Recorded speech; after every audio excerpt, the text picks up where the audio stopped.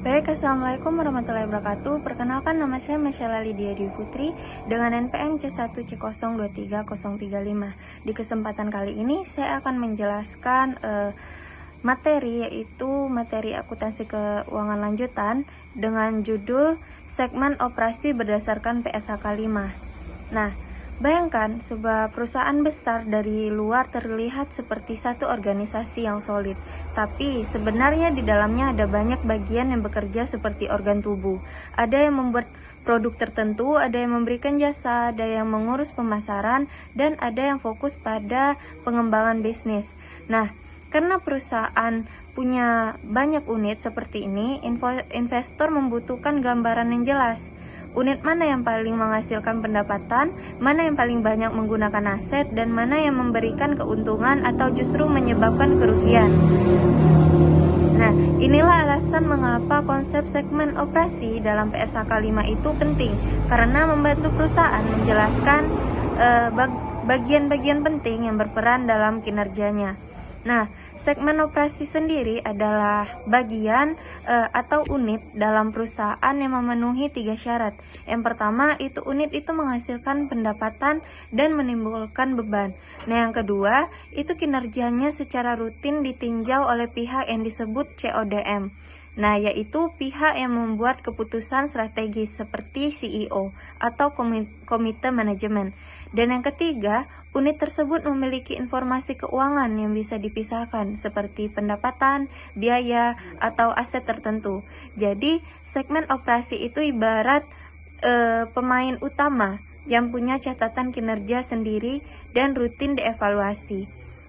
Nah, proses menentukan apakah suatu unit layak disebut segmen operasi juga punya langkah-langkah pertama. Jika harus tahu dulu siapa CODM-nya. Kedua, cek apakah unit itu benar-benar menghasilkan pendapatan dan menanggung beban. Ketiga, apakah unit itu memang dibahas secara rutin dalam rapat manajemen.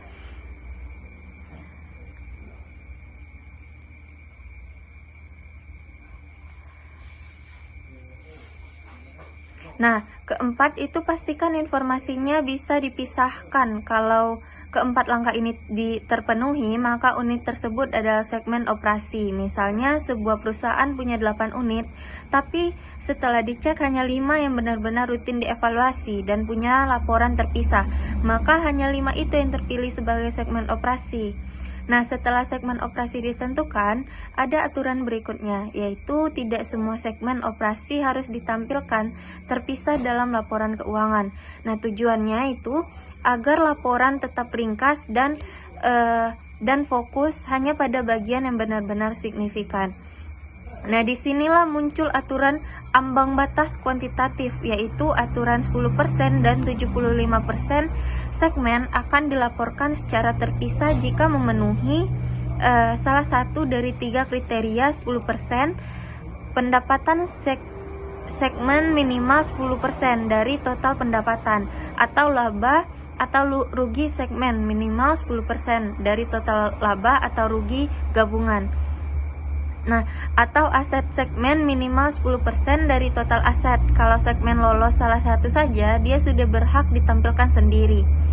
Nah, setelah itu perusahaan harus memastikan bahwa segmen-segmen yang sudah lolos tadi secara keseluruhan mencakup setidaknya 75% dari total pendapatan eksternal.